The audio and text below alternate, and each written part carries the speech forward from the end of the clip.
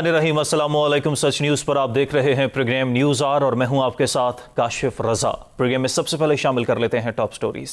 Azad Kashmir election के बाद Sialkot PP 38 का ज़िमनी इलेक्शन PTI के नाम। क्या अवामी राय PTI के हक में बदल रही है या नून लीग अपनी नाक़िस हिकमत अमली के बाइस ये नशिस्त गंवा बैठी है? अफगान तालिबान के ठिकानों पर अमरीकी बमबारी के बाद अफगान तालिबान के वफ्द का दौरा चीन। अफगानिस्तान और खित्ते के हालात का मुस्तकबिल क्या?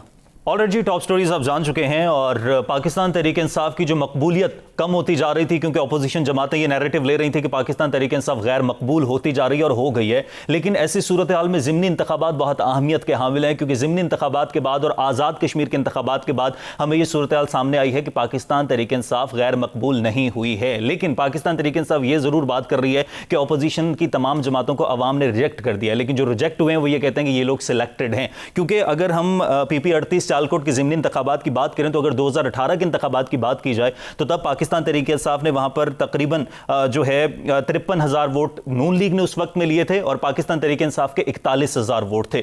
लेकिन अब जो इंतखाबात हुए सीट खाली होने के बाद इसमें सूरत हाल बिल्कुल मुख्तलिफ हो गई है, क्योंकि पाकिस्तान मुस्लिम लीग जो उस वक्त 60,000 वोट के साथ पहले नंबर पर थी अब वो 53,000 पर आ गए हैं। और पाकिस्तान तहरीक इंसाफ जो कि 41,000 वोट लेकर उस वक्त पहले पीछे रह गई थी अब वो 60,000 वोटों के साथ पहले नंबर पर आ गई है। तो 20,000 का वोट बैंक बड़ा है पाकिस्तान तहरीक इंसाफ का। एक तो हम इस पर बात करेंगे कि पाकिस्तान तहरीक इंसाफ जो कहा जा रहा था कि गैर मकबूल हो गई है, तो फिर ये जो 20,000 का वोट बैंक बढ़ गया है तो क्या इसका मतलब ये किस तरफ इशारा है, इस पर बात होगी। साथ ही साथ हम बात करेंगे नून लीग के हवाले से, क्योंकि आज़ाद कश्मीर में नून लीग की 31 सीटें थी, उसके बाद 31 से 6 सीटों पर आ गई है। और पाकिस्तान मुस्लिम लीग नवाज ने, मरियम नवाज ने सबसे अहम कैंपेन की थी और सबसे इंपॉर्टेंट और सख्त कैंपेन मजबूत पाकिस्तान मुस्लिम लीग नवाज की थी। लेकिन वोट बैंक इतना नीचे चला गया और सीटें जो है वो 6 पर आ गई और सबसे ज्यादा धचका मुस्लिम लीग नून को ही लगा है। और इसके बरक्स हम देख रहे हैं कि काफी सख्त नैरेटिव सामने भी आ रहा है, हुकूमत मुखालिफ तहरीक चलाने की बात भी की जा रही है।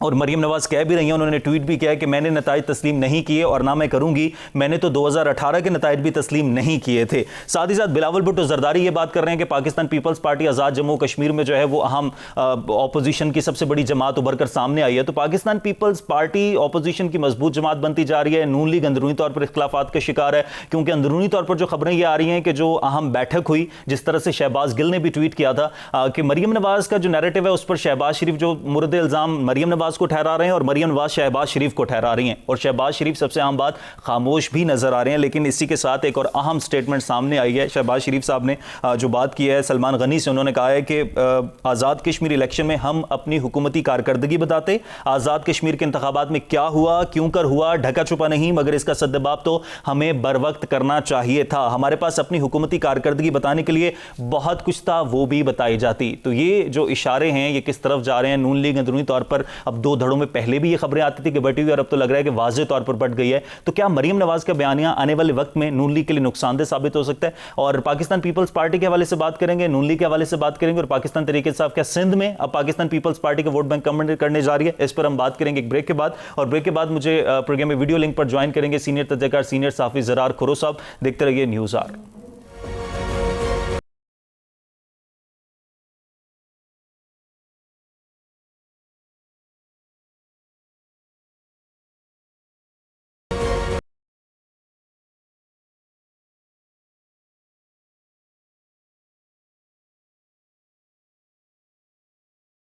ब्रेक के बाद वापस आने का शुक्रिया। और तमाम तर सूरत हाल पर बात करने के लिए मुझे प्रोग्राम में वीडियो लिंक पर ज्वाइन किया ज़रार खुरो साहब ने, सीनियर तज्ज़ेकार हैं, सीनियर सहाफ़ी हैं। ज़रार साहब thank you very much for your time. Zarar साहब, ज़िमनी इंतखाबात बड़े अहमियत के हामिल होते हैं, उससे किसी भी जमात की कारकर्दगी का अंदाज़ा लगाया जा सकता है। लेकिन हमने देखा PP 38 सियालकोट में इंतखाबात में जिस तरह से 2018 के बाद 2021 में पाकिस्तान तहरीक इंसाफ का वोट बैंक जो 41,000 से 60,000 तक पहुंच गया, लगभग 20,000 इजाफा हुआ है। जबकि ऑपोजिशन की तमाम तर जमातें ये कहती हैं जी गैर मकबूल हैं, बेहतर तौर पर परफॉर्म नहीं कर पा रहे हैं। तो ये जो 20,000 वोट बैंक बड़ा पाकिस्तान तहरीक इंसाफ का, आपको क्या लगता है ये किस तरफ इशारा है?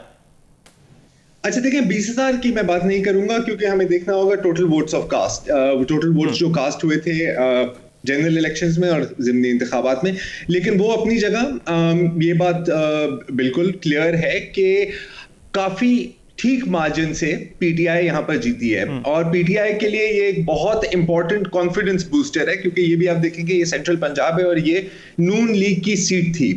अच्छा, ये हम आइसोलेशन में भी नहीं देख सकते क्योंकि पिछले जो 2-3-4 बाय इलेक्शन हुए हैं उसमें पीटीआई की परफॉर्मेंस इतनी अच्छी नहीं थी, तो एक यकीनन एक मायूसी हुई होगी पार्टी की आदत में। लेकिन मेरा ख्याल है कि इस इलेक्शन के बाद काफी एक कॉन्फिडेंस बूस्टर मिलता है। अब मैं हेजिटेट करता हूं ज़िमनी ये जो बाय इलेक्शंस को जनरल इलेक्शंस के रिजल्ट के साथ इक्वेट करने का, लेकिन यकीनन पार्टी को एक बहुत इंपॉर्टेंट सीट पर एक बहुत इंपॉर्टेंट बूस्ट तो मिली है, जिसमें कोई शक नहीं। लेकिन जरा साहब हम देखते हैं कि पाकिस्तान तहरीक इंसाफ को बूस्ट तो मिल रहा है, आप बिल्कुल बजा फरमा रहे हैं, I totally agree with you. Azad Kashmir के अगर इंतखाबात की बात की जाए तो वहां पर भी हम देख रहे थे कि नून लीग सबसे मजबूत कैंपेन लेकर चल रही थी। पाकिस्तान पीपल्स पार्टी कह रही है कि जी हम ऑपोजिशन की सबसे बड़ी जमात बनकर हम सामने आए हैं। पाकिस्तान तहरीक इंसाफ अब सिंध में भी हम देख रहे हैं कि जिस तरह से सिंध स्ट्रेटेजिक कमेटी और वफाकी इदारे वहां पर मुतहर्रिक करने की कोशिश कर रही है और मुतहर्रिक हो रहे हैं, तो क्या पाकिस्तान तहरीक इंसाफ आगे आने वाली इलेक्शन की तैयारी कर रही है और क्या आने वाले इलेक्शन में पाकिस्तान तहरीक इंसाफ सिंध का वोट बैंक तोड़ पाएगी? फिर देखिए, जाहिर है कि वो तैयारी तो कर रहे हैं, तैयारी तो सब कर रहे हैं। आज़ाद जम्मू एंड कश्मीर के इलेक्शन के बारे में मैं जरा एक चीज कहना चाह रहा हूँ, इससे पहले कि मैं आपके सिंध वाले सवाल का जवाब दूं। मुझे समझ नहीं आती कि इतनी हाइप क्यों क्रिएट की गई थी पॉलिटिकल पार्टीज की जानिब से भी और फ्रैंकली स्पीकिंग मीडिया की जानिब से भी, क्योंकि देखें हमें सबको पता है कि आज़ाद जम्मू एंड कश्मीर में जो इंतखाबात होते हैं और जैसे कि गिलगित बल्तिस्तान में इंतखाबात होते हैं, उसका एक ही पैटर्न होता है, और वो पैटर्न क्या है कि जो पार्टी पाकिस्तान में वफाक में सेंटर में हुकूमत बनाती है वो ही पार्टी जीतती है। जब से इन इलेक्शंस का सिलसिला शुरू हुआ है इस खित्ते में यही पैटर्न रहा है, तो कौन पागल सोच रहा था कि इस वक्त कोई मुख्तलिफ काम होने वाला है। अच्छा, having said that, Noon league को भी इस बात को अच्छी तरह से पता था, पाकिस्तान पीपल्स पार्टी को भी अच्छी तरह से पता था। तो सवाल मेरा यह है कि इतना फोकस करना इस इलेक्शन पर, इसका क्या फायदा था नून लीग को? मुझे तो इसमें कोई फायदा नहीं नजर आ रहा, एक्सेप्ट कि मरियम नवाज शरीफ को एक प्लेटफॉर्म मिला और वो अपनी तकरीरें कर सकी, लेकिन मतलब वो आप कहीं और भी कर सकती हैं, वो एक अपनी जगह एक बात रहती है। एजे के इलेक्शंस में मेरे लिए कोई सरप्राइज नहीं थी। अच्छा नहीं, सॉरी, एक सरप्राइज ये थी कि मेरा ख्याल था कि शायद नून लीग सेकंड नंबर पर आएगी, लेकिन पाकिस्तान पीपल्स पार्टी सेकंड नंबर पर आ गई और उन्होंने कदरन खामोश कैंपेनिंग की थी। खामोश से मेरी मुराद है कि सॉरी टू इंटरप्ट यू, लेकिन अब मैं सिंध वाले सवाल पर हम आ जाते हैं, लेकिन उससे पहले आपने जो बात की कि नून लीग को क्या फायदा मिला, नून लीग को फायदा तो मिला ना मिला, लेकिन नुकसान जरूर हो गया। मरियम नवाज और शहबाज शरीफ के दरमियान जो इख्तिलाफात थे वो सामने आ रहे हैं, और आपको लगता है कि मरियम नवाज का बयानिया मुस्तकबिल में नून लीग के लिए नुकसानदेह साबित होगा? फिर देखिए, ये कहना अभी कबल वक्त है मेरे लिए, लेकिन अगर हम अभी तक का पैटर्न देखें, मैं बयानिए की पे कम बात करूंगा, मैं स्ट्रेटजी पे ज्यादा बात करूंगा। इतना पॉलिटिकल कैपिटल स्टेक करना आजाद जम्मू एंड कश्मीर की इलेक्शन पर, मेरा ख्याल है कि शायद मुझे लफ्ज नहीं इस्तेमाल करना चाहिए, लेकिन काफी बेवकूफी की बात थी। क्योंकि आप सबको पता है, जिसने यार 2 साल भी पाकिस्तान की सियासत स्टडी की हो, उनको पता है कि आपने नहीं जीतना था, वफाक की पार्टी ही जीतेगी। सो क्वेश्चन, मेरा बयानिया को छोड़ दो यार, मैं तो कहता हूं कि स्ट्रैटेजी को देखो, और स्ट्रैटेजी मुझे कहीं नजर नहीं आ रही। जहां तक नून लीग की क़यादत की बात है, कंफ्यूज्ड और मिक्स्ड मैसेजिंग ही आती है।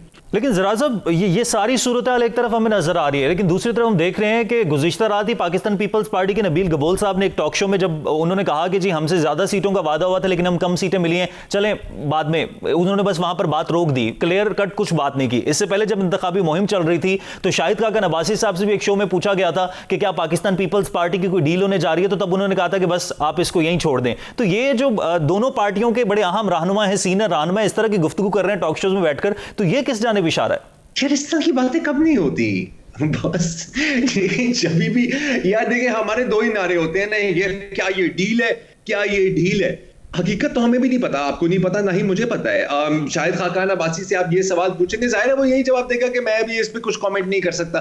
कोई कहेंगे कि जी देखिए धांधली हुई है, अगर आप जीते हैं तो धांधली नहीं हुई है, अगर आप जीते हारे हैं तो फिर धांधली हुई है और डील हुई है। ये तो हमारा पुराना बयानिया है सर, ये कौन सी हमारे लिए कोई नई बात है। अब मैं इस पे कैसे कमेंट कर सकता हूँ? मैं कोई उन ना मैं GHQ की कोई मीटिंग में बैठा हुआ हूँ, ना मैं इनकी कोई आला मीटिंग में बैठा हूँ, ना ही मैंने से इनके फोन को टैप किया हुआ है कि मुझे पता लगे कि यार किस साथ डील हुई है, करी नहीं हुई। कहना बड़ा आसान है जी, मैं अगर किसी चीज में हार गया हूं मैं कहूंगा कि साजिश हुई है, इसमें कौन सी कोई नई बात है? पिछले 70 सालों से हम यही तो बातें कर रहे हैं। और वापस उस तरफ आ जाए, सिंध वाली बात की कि पाकिस्तान तरीके इंसाफ सिंध में फिर पीपल्स पार्टी का वोट बैंक कम कर पाएगी? देखिए अगेन 2 साल के बाद क्या होने वाला है, मैं तो आपको ये भी नहीं बता सकता है अगले हफ्ते क्या होने वाला है, ठीक है। लेकिन जहां तक पीटीआई की स्ट्रैटेजी, अगर इसको आप स्ट्रैटेजी कहें सिंध में, तो ये 0/0 है मेरे नजर में, क्योंकि अभी आप देख रहे हैं गुलाम अरबाब रहीम साहब को लगाया है, उनका क्या वजूद है अब सिंध में, आप कुछ मुझे ये बता दें। ऐसा चूंकि कोई स्टैंडिंग नहीं है। जीडीए जो पीटीआई के एलाइज है वो भी कौन है, उनका भी क्या कितनी स्ट्रेंथ है सिंध में। तो अगेन देखिए, पॉलिटिक्स में कहा जाता है कि a week is a long time, तो 2 साल तो फिर एक सदी की तरह से होते हैं ना सर। हमें तो ये भी नहीं पता होता कि अगले हफ्ते क्या होने वाला है, अगले महीने क्या होने वाला है। तो इस वक्त बहुत ही कबल वक्त होगा कहना कि जो अगले जनरल इलेक्शंस हैं उसमें सिंध में क्या सूरत हाल होगी। It's all up in the air right now. मेरा ख्याल है कि अभी, लेकिन एक चीज मैं कह सकता हूं कि मेरा ख्याल है कि पीटीआई की प्रायोरिटी रहेगी पंजाब को सिक्योर करना। ठीक है। और ऑपोजिशन जो ज़रार साहब बात कर रही है हुकूमत मुखालिफ तहरीक लाने की, से पहले भी तहरीक की बात हुई, पीडीएम हमें कहीं नजर नहीं आती है उस तरह से, खासतौर पर नून लीग जो बात कर रही है कि जब ये एहतजाज करेंगे हम एहतजाजी तहरीक लेकर आएंगे, इसका क्या मुस्तकबिल होगा फिर? तो लातों के भूत बातों से नहीं मरते सर। मैं भी आपके लिए ख्याली पुलाव पका सकता हूं, लेकिन आपका पेट नहीं भरेगा। मैं सिर्फ इतना कह सकता हूं इसके ऊपर, ठीक है। क्या तहरीक लाएंगे जब आपके पास पूरी पीडीएम थी, आपने क्या बिगाड़ लिया? हाँ, और पीडीएम को जिस तरह इन लोगों ने खुद अपने हाथों से तबाह किया है, अब इससे आगे मैं क्या कह सकता हूं सर। मुझे तो किसी भी ओपोजिशन पार्टी की कोई स्ट्रेटेजी नहीं नजर आ रही। मौलाना फजल रहमान को तो यही उनके ऊपर जख्म यही है कि जी मैं इक़्तिदार में नहीं हूं, मैं इक़्तिदार में क्यों नहीं हूं, और वो किसी भी लेवल तक जाने के लिए तैयार है। नून लीग का एक ही बयानिया चल रहा है, वो कामयाब है नहीं है पता नहीं। और पाकिस्तान पीपल्स पार्टी की स्ट्रेटेजी बड़ी वाज़ेह है कि जी एट ऑल कॉस्ट सिंध को अपने हाथ में रखें। तो जब आपके पास एक ऑपोजिशन अलायंस है जो अब नहीं है मेरी नजर में, पीडीएम तो बस 2 ही पार्टियों पर रह गई है ना, मैं एनपी को तो इसमें काउंट ही नहीं करूंगा, उनकी इलेक्टोरल स्ट्रेंथ कितनी है। जमाते जेयूआई है और पाकिस्तान मुस्लिम लीग नून है। अब ये जितने जलसे करें, जलसों और जलूसों से हुकूमत नहीं गिरती। हुकूमत पाकिस्तान में आपको भी पता है और मुझे भी अच्छी तरह से पता है, आप कहें तो मैं क्लियरली भी कह सकता हूं, लेकिन फिर वो आपके लिए मसला हो जाएगा। हुकूमतें उस वक्त गिरती हैं जब एक कुव्वत डिसाइड करती है कि इसके गिरने का वक्त आ गया है।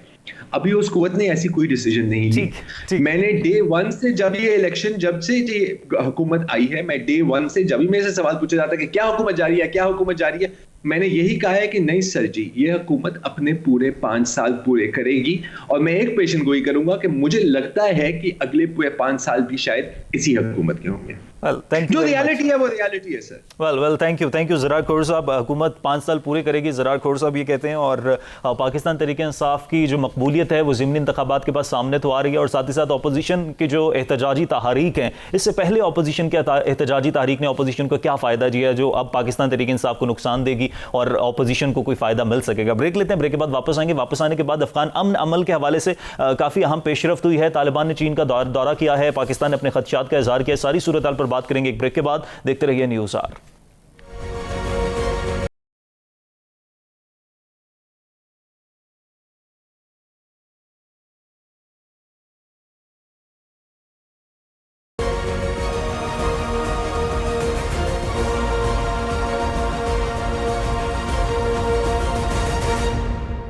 ऑलराइट जी, वेलकम बैक। ब्रेक के बाद वापस आने का शुक्रिया। अफगान अमन अमल में पाकिस्तान का बड़ा अहम किरदार रहा है, और ये बारहा स्टेटमेंट सामने आई है कि पाकिस्तान का अमन जो है वो अफगानिस्तान के अमन से जुड़ा है। अमेरिका अफगानिस्तान से अपनी फौजों का इनखला चाहता था, जो कि पाकिस्तान की मदद के बगैर नामुमकिन था।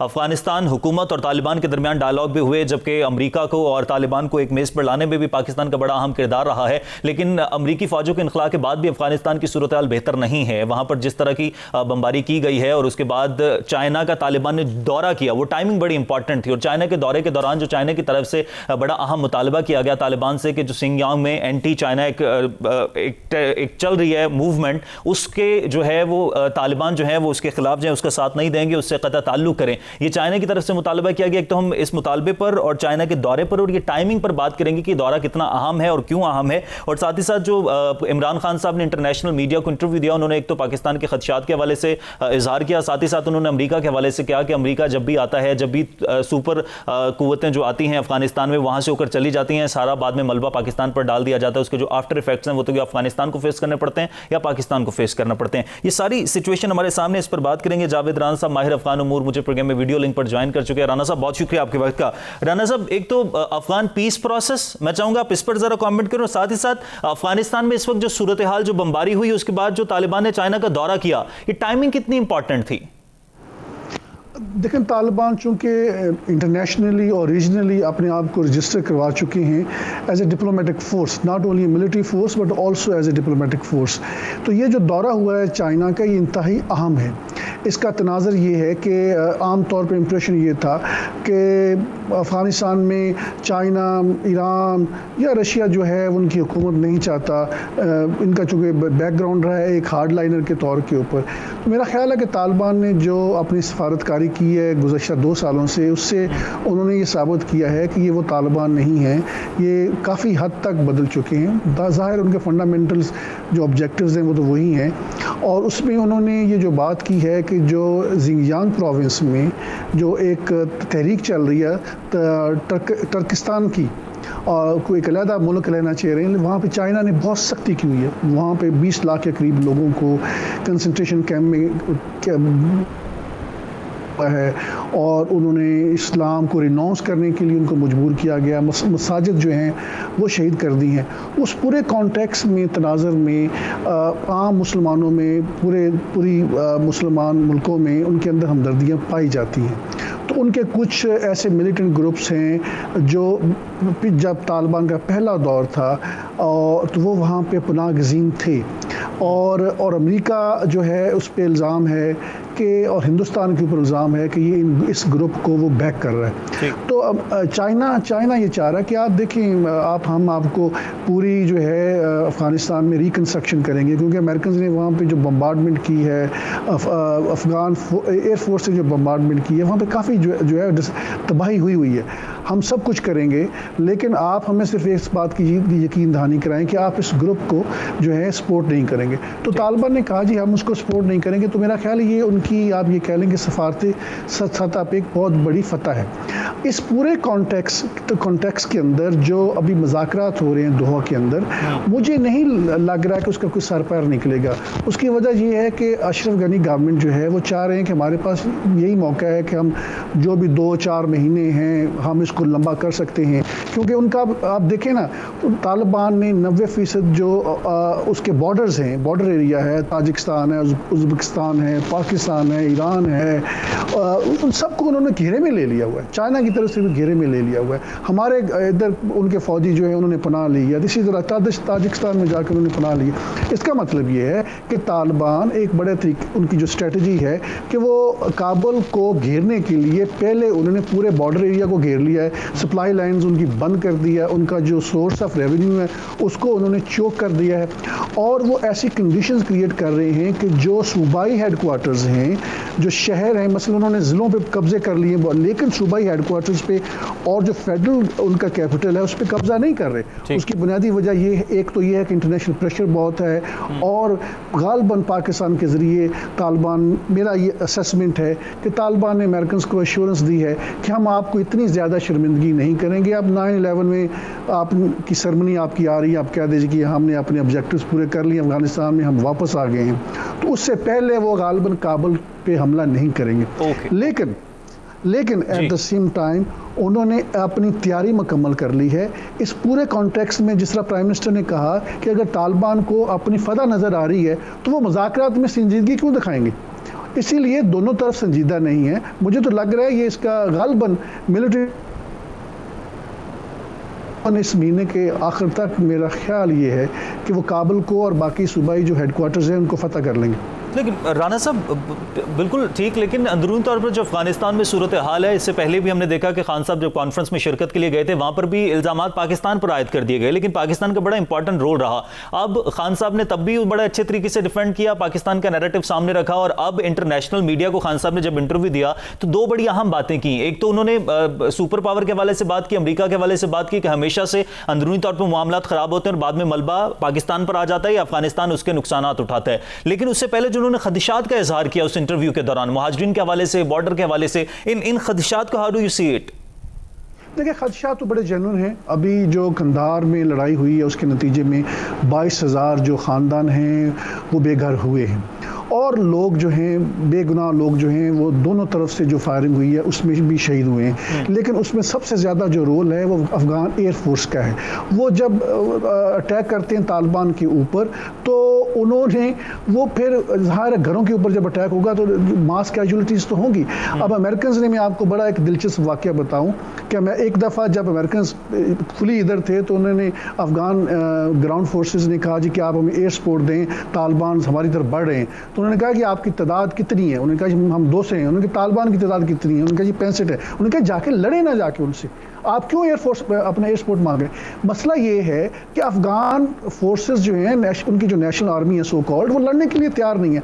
अभी तो खैर हालिया गुज़िश्ता 2 महीनों में आपने देख लिया कि हर ज़िले के बाद ज़िला जो है फतह हो रहा है, वो सरेंडर करते जा रहे हैं, लड़ने के लिए तैयार नहीं है। इससे पहले जो उनका डिजर्शन रेट था, यानी कि भागने की जो लेवल था, वो 40% आर्मी जो है हर साल वो भाग रही है, वो काम लड़ने के लिए तैयार नहीं। तो उस सारी सूरत हाल में वो क्या तालिबान से क्या लड़ेंगे? और दूसरी सबसे बड़ा अहम नुकता जो मैं आपको बताता चलूँ, इनका सबका ख्याल था कि अमेरिका के जाने के बाद सबसे पहले वो कंधार से शुरू करेंगे, काबुल की तरफ आएंगे, क्योंकि शुमाली इलाके में इनका कंट्रोल नहीं है। उन्होंने उल्टी गेम की है। उन्होंने सबसे पहले शुमाली इलाकों में गए, जहाँ के बारे में आम तासर ये था कि यहाँ पे शुमाली इत्तेहाद है, ये सबसे ज़्यादा रेजिस्टेंस है, यहाँ पे जितने भी वॉर लॉर्ड्स थे जिनको जो एक दफ़ा ख़त्म हो चुके थे, अमेरिकन ने उनको दोबारा लेकर आए हैं, उन इलाकों पे उन्होंने सबसे पहले फतह किया। बाद में दूसरी तरफ आ रहे, ये शो करता है कि जो तालिबान को पिछली दफ़ा 20 साल पहले शुमाली इलाकों में रेजिस्टेंस थी अहमद शाह मसूद की तरफ से, अब्दुल्ला की फोर्सेस से, मलेशिया की तरफ से, वो रेजिस्टेंस खत्म हो गई है।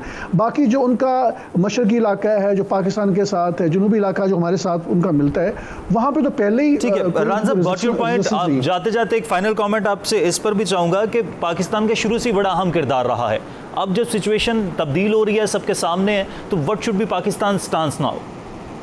देखिए, पाकिस्तान का स्टांस बिल्कुल ठीक है, हम बड़े मैच्योरली बिहेव कर रहे हैं। ये अब बात ये है कि इनको जो शुमाली इलाकों के साथ क्या हमारा बॉर्डर है, ताजिकिस्तान का है, उज़्बेकिस्तान का, ईरान का है, तो वहाँ पाकिस्तान से लोग जा रहे थे। ये कह रहे हैं जी कि पाकिस्तान से लोग आ रहे हैं। देखिए, पाकिस्तान से लोग इक्का दुक्का लोग जाते हैं, लोगों की हमदर्दियाँ हैं, लेकिन इतनी तादाद में नहीं जा सकते कि जनाब आपने उनके 85% इलाके के ऊपर कब्जा कर लिया तालिबान ने, तो इतने लोग पाकिस्तान से चले गए हैं। और अफगान नेशनल आर्मी इतनी ज़्यादा कमज़ोर है, ये दूसरों को बेवकूफ़ और अहमक बनाने की कोशिश कर रहे हैं। अगर ये बात होती तो तालिबान का कंट्रोल जो है सिर्फ उन पाकिस्तानी सरहदी इलाकों के ऊपर होता, बाकी इलाकों पे वो कंट्रोल ना कर सकते। इसका मतलब ये है कि उनकी जो सपोर्ट बेस है वो पूरे शुमाली इलाकों तक है, और उन्होंने वहां से आगाज किया। अभी ये मैं एक आखिरी बात करता जो, इनको कौन रोक रहा है? उन्होंने इनकी बॉर्डर पोस्ट के ऊपर हमला जो है कब्जा किया हुआ है, तो अफगान नेशनल अपना एयरफोर्स जाए ना, हमला करें, नहीं कर सकते। दे आर नॉट कैपेबल, इनके पास लड़ने की ताकत ही नहीं है। Okay, thank you very much. Javed Ran साहब माहिर अफगान उमूर हमारे साथ मौजूद थे, तमाम तर सूरत पर बात कर रहे थे। पाकिस्तान तमाम तर मामले पर बड़ा मैच्योरली बिहेव कर रहा है, पाकिस्तान के स्टांस है वो बिल्कुल बेहतर है। आज के प्रोग्राम से इजाज़त दीजिए, अल्लाह ने के बाद।